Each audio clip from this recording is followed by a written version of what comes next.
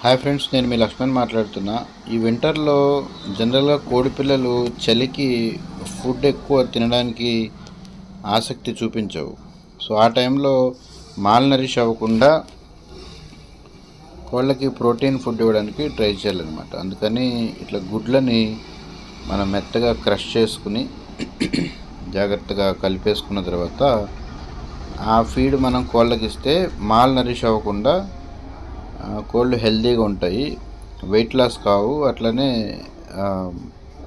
Bones muscles అన్నీ ప్రాపర్గా develop అవుతాయి అన్నమాట.